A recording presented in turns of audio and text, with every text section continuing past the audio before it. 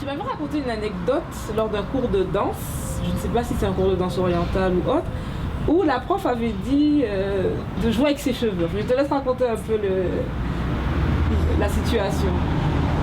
Alors, c'était un cours de danse burlesque. Ah.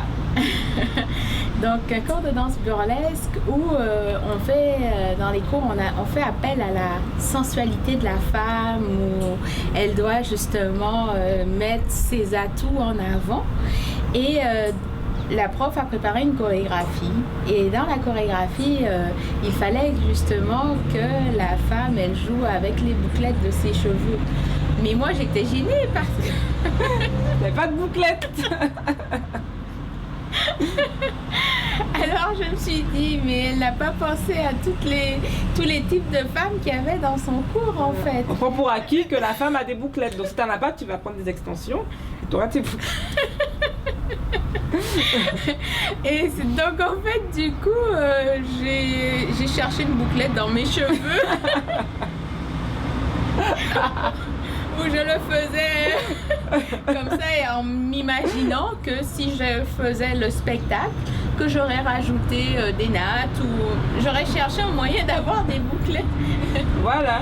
Et en fait, c'est tout ce formatage qui fait qu'il y a des femmes qui vont se contraindre à justement se rapprocher du modèle dominant parce que si elle fait de la danse et qu'on lui dit qu'il faut des bouclettes, elle dit punaise, j'ai pas de cheveux. Ce qu'il faut voir, c'est qu'il y a différents paradigmes, il y a différents univers et peut-être que pour la femme, on va dire indo-européenne, aux cheveux lisses, la sensualité se joue avec les cheveux. En danse orientale, on le voit beaucoup, hein, les femmes arabes et tout qui ont de longues chevelures et tout, elles jouent beaucoup avec leurs cheveux.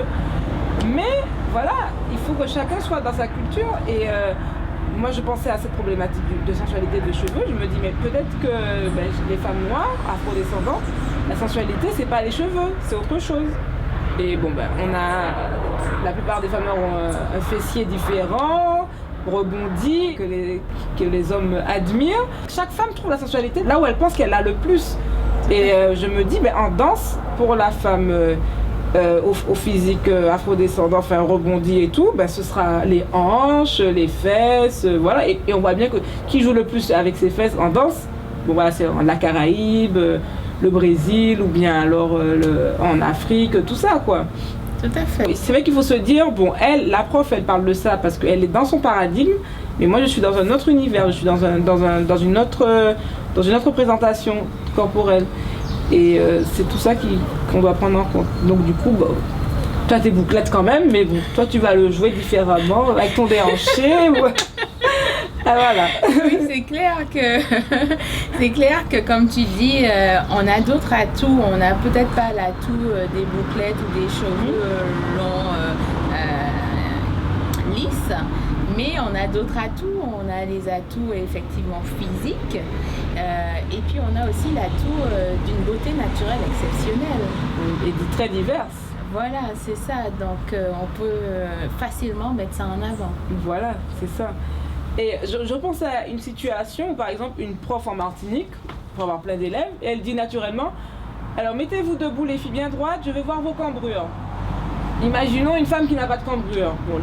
Les femmes noires sont assez cambrées en général. Imaginons qu'on ait une fille, une femme blanche qui se dit punaise mince, mais elle pense pas à moi, j'ai pas de cambrure.